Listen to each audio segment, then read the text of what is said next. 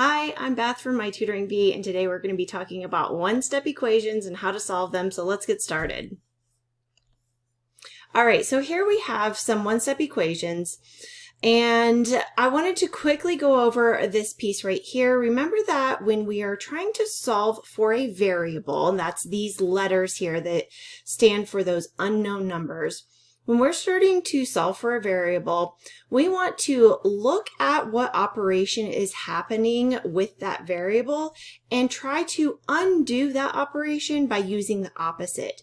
So when we see addition, we should be thinking subtraction for the opposite. And likewise the other way, if we see subtraction, we should be thinking addition for the opposite.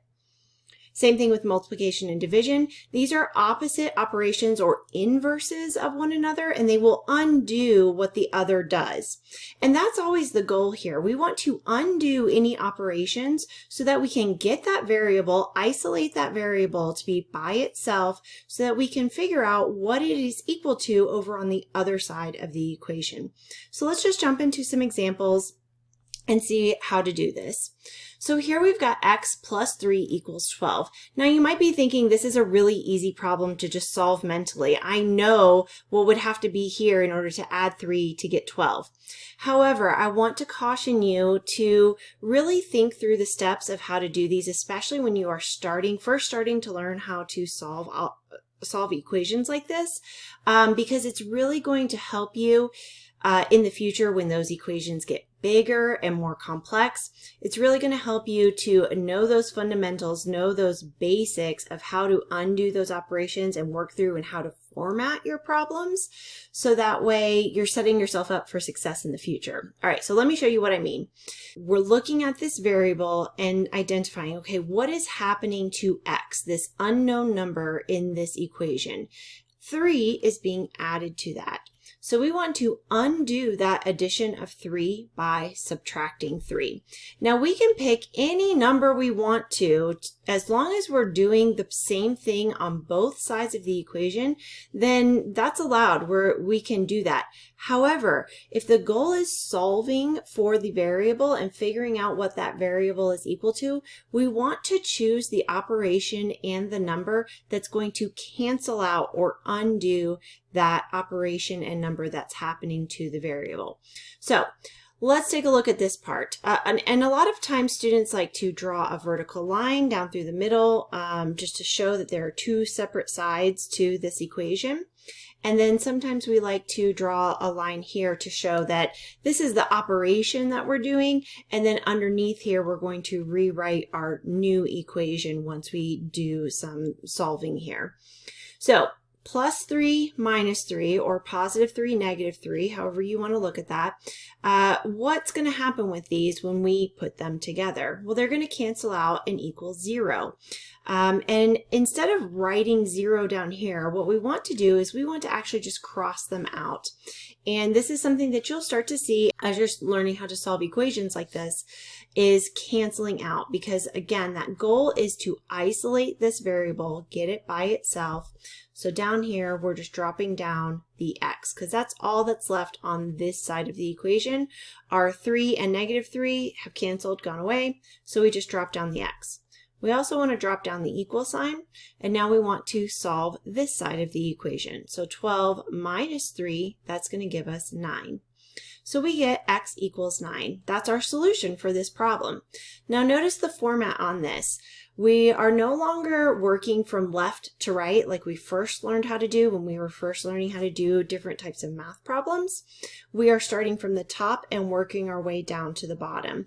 And so you'll see that formatting whenever you're doing a new operation. You'll write it underneath, and then underneath that you'll write your new solution. Let's go on to this problem. A minus 7 equals 13. Okay, so again, here's our variable, A. It's some unknown number, but 7 is being subtracted from it. So how do we undo that subtraction? We're going to add 7. And don't forget, we need to add 7 to this side as well. Again, you can draw your line here, your line here, if that helps. These 7s are going to cancel out, so we're just going to cross them out. And then what we have left is A on this side of the equation. We want to drop down that equal sign as well. And then we're just going to solve this part. 13 plus 7 equals 20. Now let's talk about how to check our answers really quickly. If you're ever not sure if your solution is correct, you can always take this original equation and substitute in whatever solution you got in for that variable. So I'm just going to rewrite this equation over here to the side, but instead of writing a, I'm going to substitute in 20. So we've got 20 minus 7 equals 13. Okay, well, is that true? Is that correct? Well, 20 minus 7 does equal 13, and then that equals 13. So we've just checked our solution and we found that it is correct. All right, let's go down to this third problem. These two are the same equations. They're just formatted a little bit differently. Y divided by 6 is the same as y over 6. Remember, a fraction is just sort of a fancy way of writing a division problem, right? So let's think about what we're going to do. Oh, and by the way, the fraction is typically the way that you'll see it. We tend to not use this division symbol as much anymore when we're getting into solving equations. So you'll see it usually as a fraction. So y is being divided by 6. Y is being divided by 6. So let's think of what we need to do in order to undo that division. Well, if you divide something by 6 and then immediately multiply by 6, you're going to get back to that original number. So what we're going to do is we're going to multiply by 6 on both sides of the equation.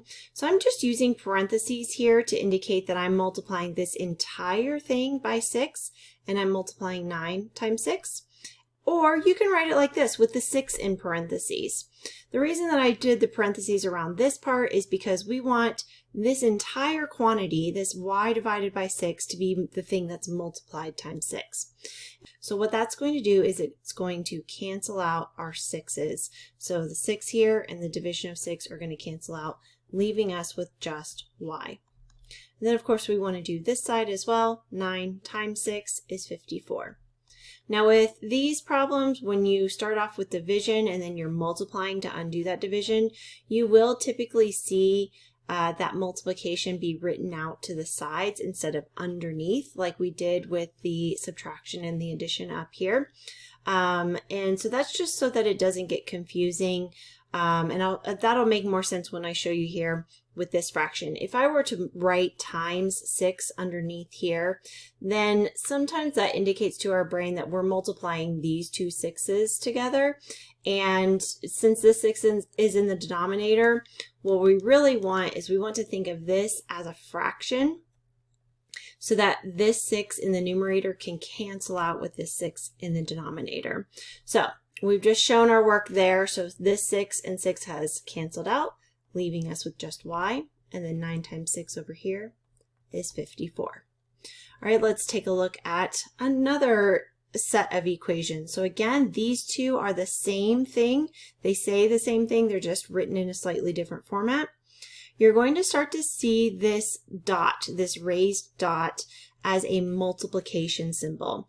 We're no longer using a symbol of X for multiplication because that can get confusing when we start introducing letters as variables into our equations. I mean, you could imagine if we had the variable X in this equation, if we had X times 4, well, that gets a little confusing. So we're using a different symbol, but it's the same thing.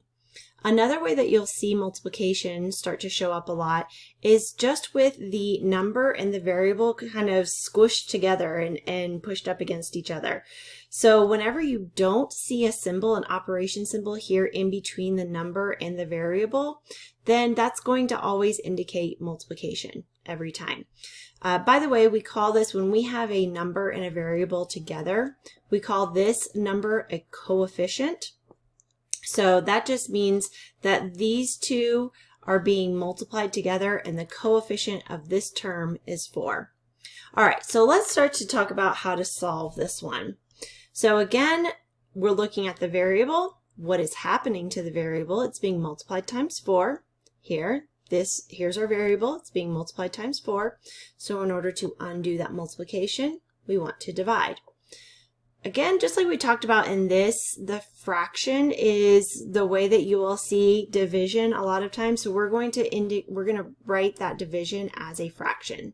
So we're dividing by 4. So notice I'm putting all of this m times 4 over 4.